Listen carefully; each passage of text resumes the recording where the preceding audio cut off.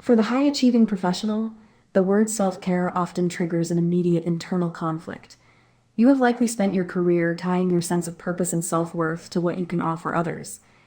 In a world of high-stakes performance, prioritizing your own needs can feel like a betrayal of your standards, sparking a deep sense of guilt or even shame. This internal tension often stems from a self-discrepancy, which is the gap between who you are in the moment and the ideal self you feel you ought to be.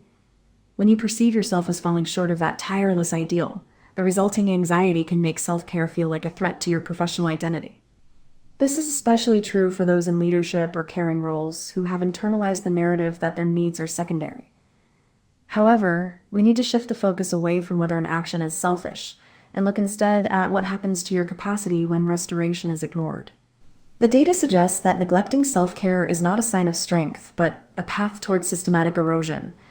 A lack of restoration is directly linked to emotional exhaustion, cognitive difficulties, and a marked decrease in physical health. For a leader, this is a performance risk that results in heightened irritability, sleep disturbances, and a diminished ability to make strategic decisions. The goal of this discussion is to dismantle the myth that self-care is an indulgence.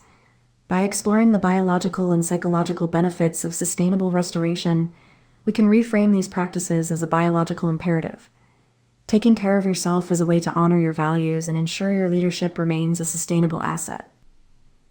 The origins of the self-care is selfish myth. The belief that prioritizing your own needs is an act of selfishness does not exist in a vacuum.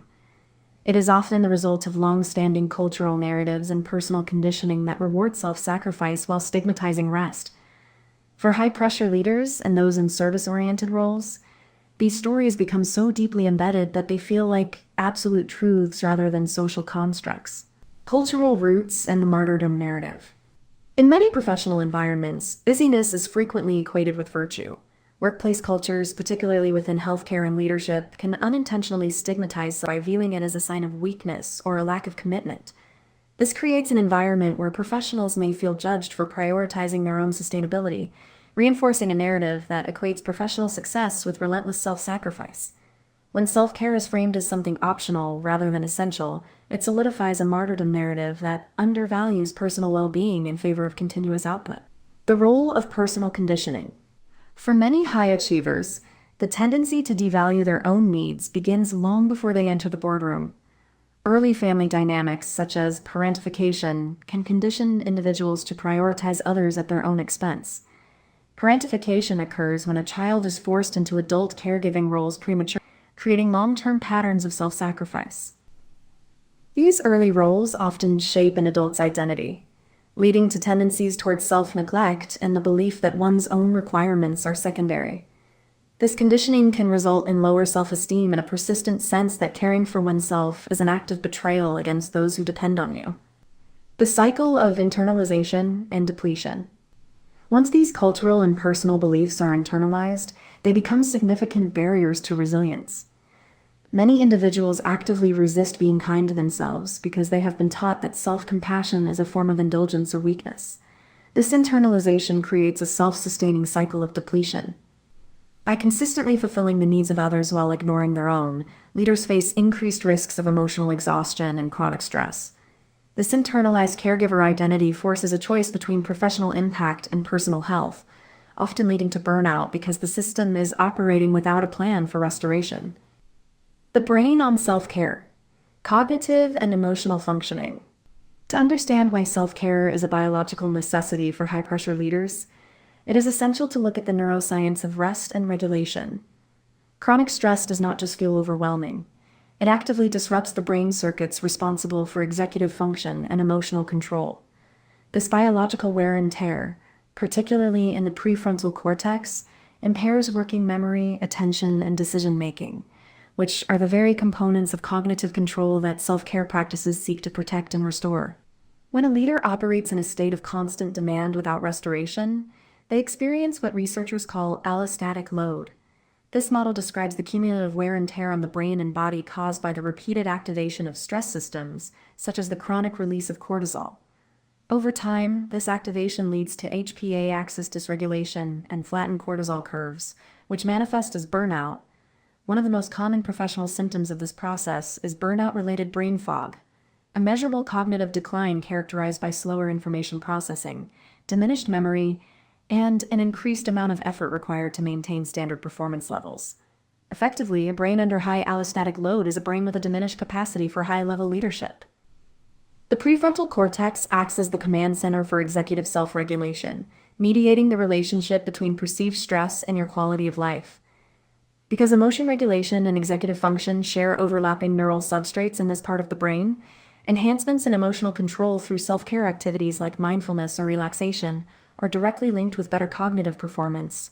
Fortunately, the brain is capable of functional reconfiguration through neuroplasticity. Small, regular acts of care signal the system to shift from a state of survival to one of recovery, strengthening the executive control networks critical for shifting rest and task states. Even brief acts of mindfulness reduce the stress burden and support the cognitive flexibility required for adaptive decision-making. Self-care is not about doing less. It is about ensuring the brain has the biological resources to do its most important work.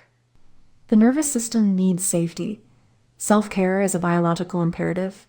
Sustainable leadership is not just a matter of psychological willpower. It is a biological imperative dictated by the autonomic nervous system. Polyvagal theory explains that our system possesses distinct neural circuits designed to detect safety versus threat, a subconscious process known as neuroception. When you are constantly on edge or depleted, your nervous system lacks the cues of safety it needs to shift into a restorative state.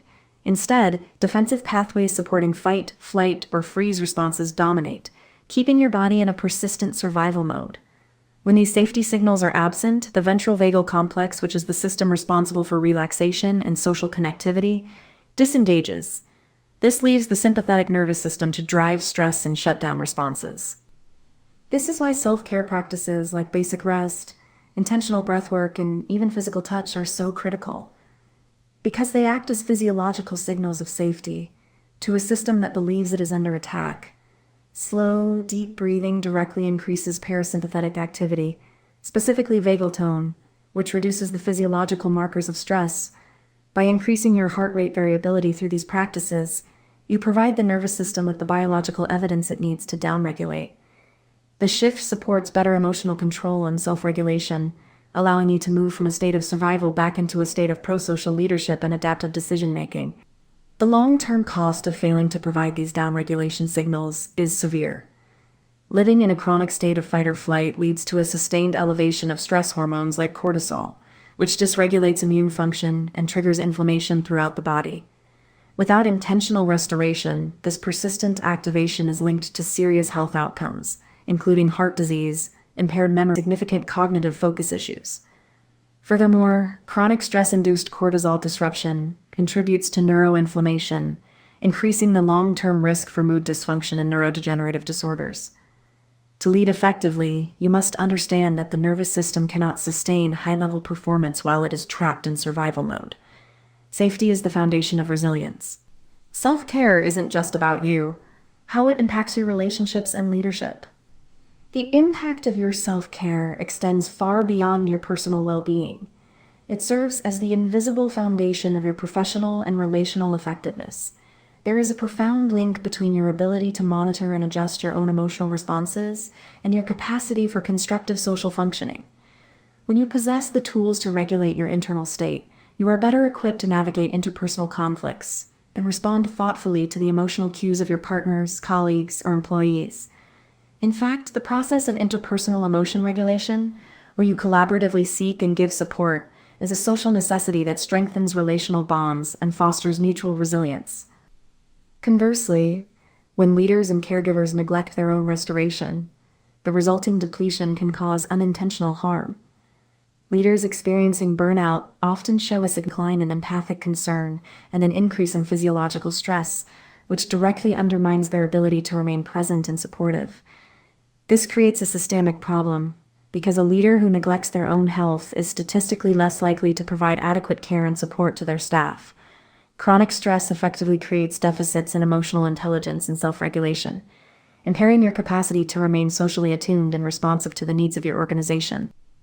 While common advice often notes that you cannot pour from an empty cup, research provides a more precise perspective. Leader self-care actually begets other care. Your own resource well-being is the bedrock that allows you to fulfill your role authentically.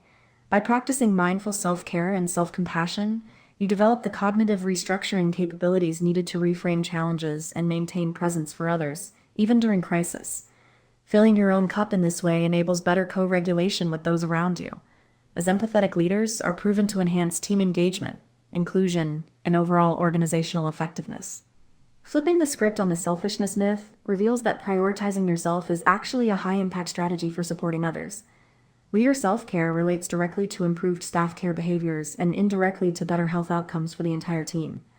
Well-regulated emotional states allow for greater patience and enhanced communication, making you more effective at conflict management in both personal and professional contexts.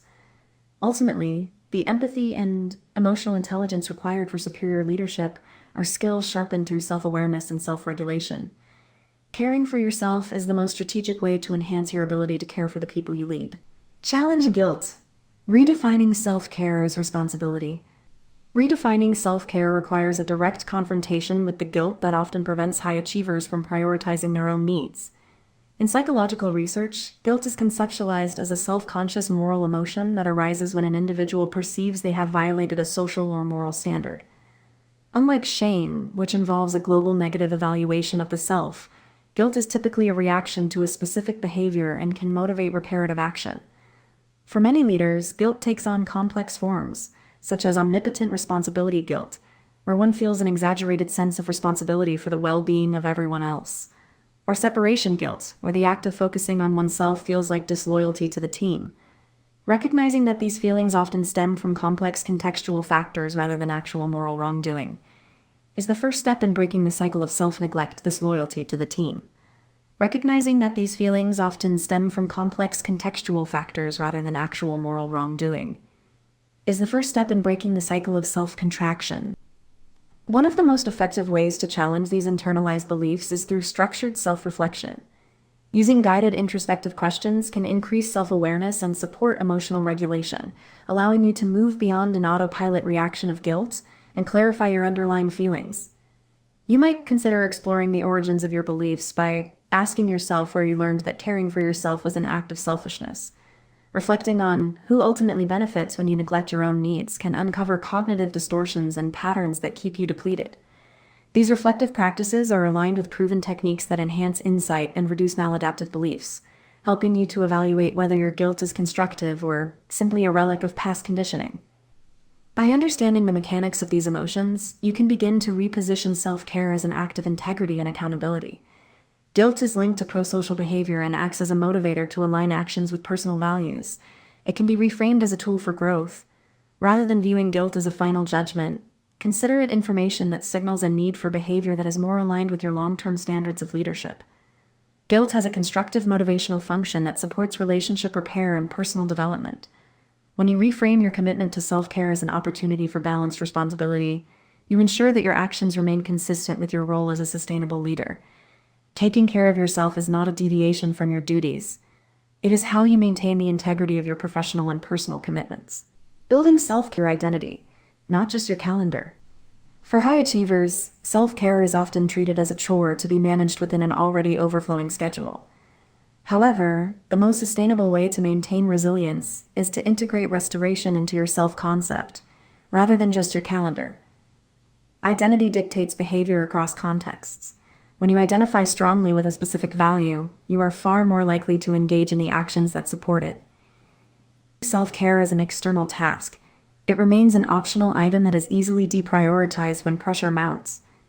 Conversely, when rest becomes an integral part of who you are, it carries a higher subjective value that naturally enhances your ability to self-regulate. People are far more likely to engage in behaviors that feel identity consistent and meaningful.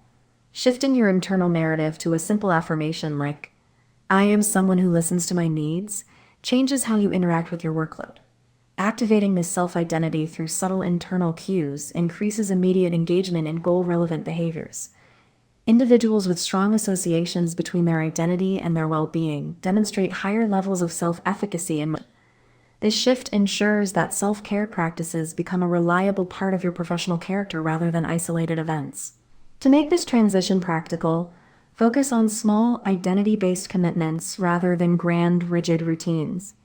Subtle activation of your self-identity prompts immediate readiness for action, meaning a commitment such as, I pause when I need to, is more effective than a goal to meditate for 30 minutes daily. These smaller, identity-consistent actions leverage the inherent value you place on your own capacity and are more likely to be enacted consistently. By emphasizing flexible commitments that reflect your standards, you support the integration of resilience into your daily life. This approach ensures your well-being remains a sustainable, competitive asset that evolves alongside your professional demands. Redefining excellence, from self-neglect to sustainable performance. Taking care of yourself is not a betrayal of your values. It is how you honor them sustainably. When you reframe selfish as self-honoring, you move away from the guilt of indulgence and toward the responsibility of integrity. This shift allows you to maintain the high-level achievement you value without the systematic erosion of burnout. By designing a resilient system that adapts to your reality, you ensure that your leadership and impact remain reliable and enduring. I invite you to experiment with one small act of unapologetic self-care this week. To deepen this shift, take a moment to journal on a single question. What would it look like to care for myself like someone I am responsible for? The journey from depletion to sustained professional capacity requires a strategic approach. If you are ready to move beyond surface-level advice and build a personalized system for peak performance, join our next live masterclass to learn the strategic frameworks used by high-achieving leaders to protect their most valuable asset. Alternatively, you can join our mailing list to receive the Resilient Toolkit and ongoing guides delivered directly to your inbox.